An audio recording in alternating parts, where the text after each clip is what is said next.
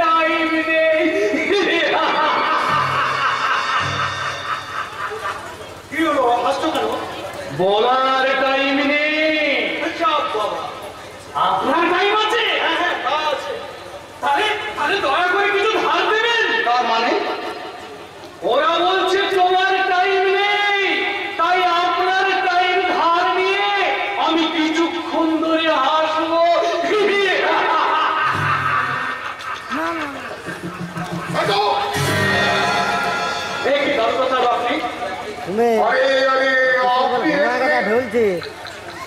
একটু কাজ ছিল। ও এইদিকে লোকগুলোকে খেপাতে এসেছি বুঝি। অনধিকার চর্চা করবে না দরজা সাহেব। সেই অধিকার আপনার নেই। রাখুন আপনার সেই অধিকার। জানেন আপনাদের আলম মাস্টারের কি অবস্থা? বাড়ির বাবু আর আমি এমন চাল চেনেছি, এক চালেই কিস্তি পাব।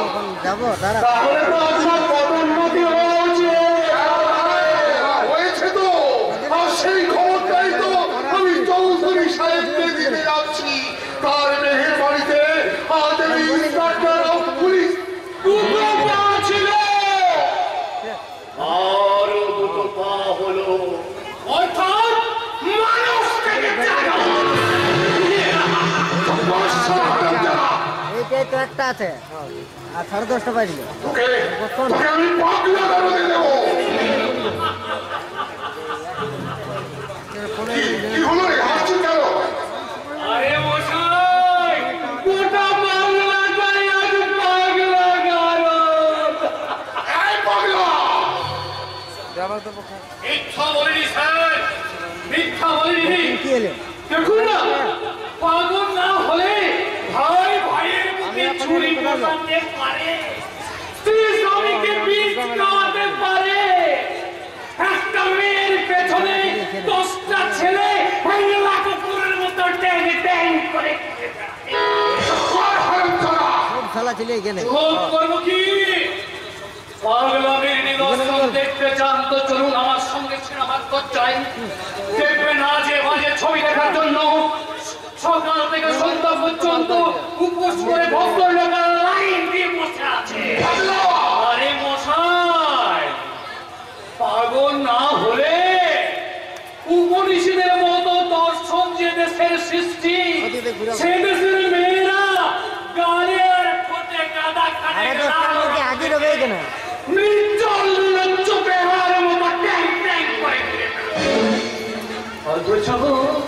অথচ আমি আমার মা ঠাকুমাকে দেখেছি, সেই লাল রং পায়ে মাখতে, পা দুখানি এত সুন্দর দেখাতো, ইচ্ছে হতো সব কাজ ভুলে ওই আলতা পরা পা দুখানির দিকে তাকিয়ে থাকে। বর্তমানে কঙ্গওয়ালাদের রুচি বদলাইতেছে, তাই তো ওই লাল রং আজ তাদের পা থেকে ঠোঁটে কাটবে।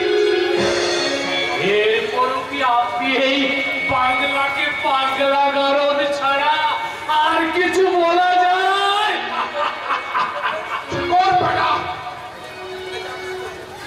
যা খুশি ওরা তাই করবে না, ওদের কুরুচি আমাকে বদলে দিতে হবে। পারবে না, পারবে।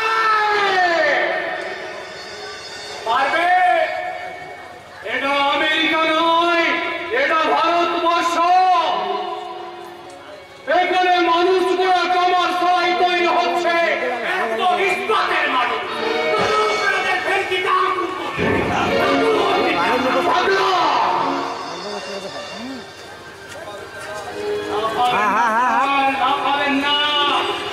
তলায় আছে আগ্নেয়গিরি।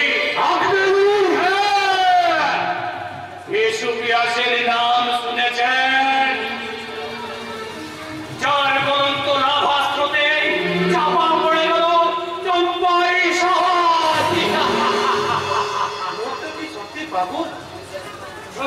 শুনুন, সহ্যের সীমা অতিক্রম করে বলতে শুরু হয়েছে বিপ্লবের রাস্তা। বিক্ষিত হোসেন জল ছিটিয়ে তাকে আর ঠেকিয়ে রাখা যাবে না। শ্রীমতী পৃথিবীকে চল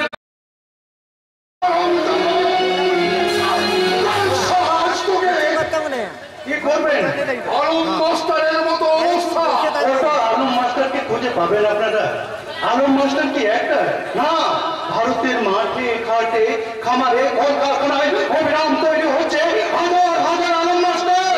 সমস্ত আলম মাস্টারকে আমি সাহেস্তা করে দেব। তার জন্য তৈরি হয়ে গেছে লাঠি, গুলি, টিয়ার গ্যাস।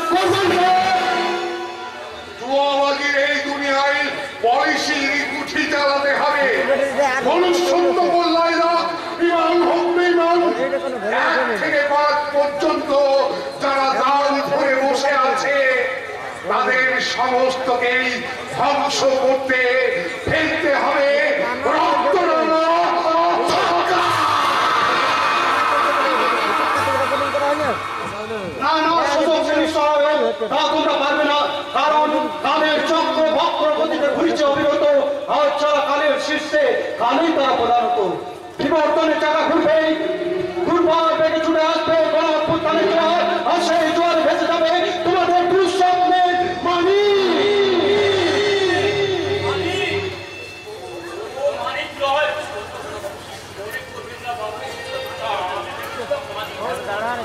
মানি? না না, সে তো অন্য সমাজের মানি। কাল বিসর্জন না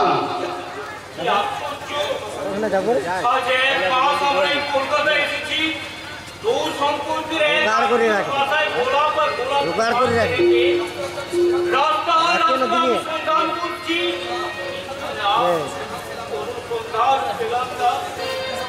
কত লোককে চিন্তা করলাম, কেউ করবে না যে মানিককে দেখেছি।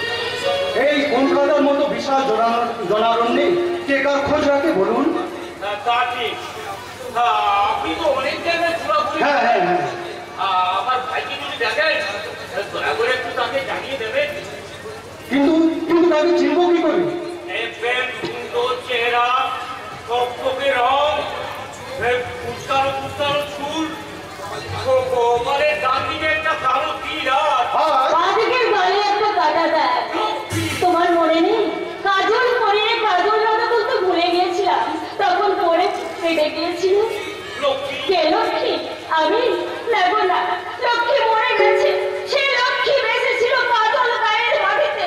সে লক্ষ্মী তুলসী তলায় জ্বালাতো সন্ধ্যা প্রদীপ, সাত বাজে সন্ধ্যাকে বরণ করে নিত, আর মন্দিরে দেবতাকে প্রণাম করে বলতো, ঠাকুর ঠাকুর তুমি সবার মঙ্গল করো, ঠাকুর তুমি সবার মঙ্গল করো। দিদি কাঁদবেন না, এই চোখের জল মুছে অভিশাপ দিন তাদের, যারা অতি মুনাফার লোভে কেড়ে নিয়েছে গোলা ভরা ধান, পুকুর ভরা মাছ, বুক ভরা শান্তি, যাদের বুর্জোয়া অর্থনীতির ভারসাম্যহীন অব্যবস্থার দূর করে আপনার মতো শত সহস্র লোকের কল্যাণ মন্ত্রে যারা সন্ধ্যা প্রদীপ নিভে গেছে, হারিয়ে গেছে মন, যে মনের মন করা ছিল অপূর্ণ হাসি, সেই হাসি আজ হারিয়ে গেছে। কত আশা ছিল, কত আশা ছিল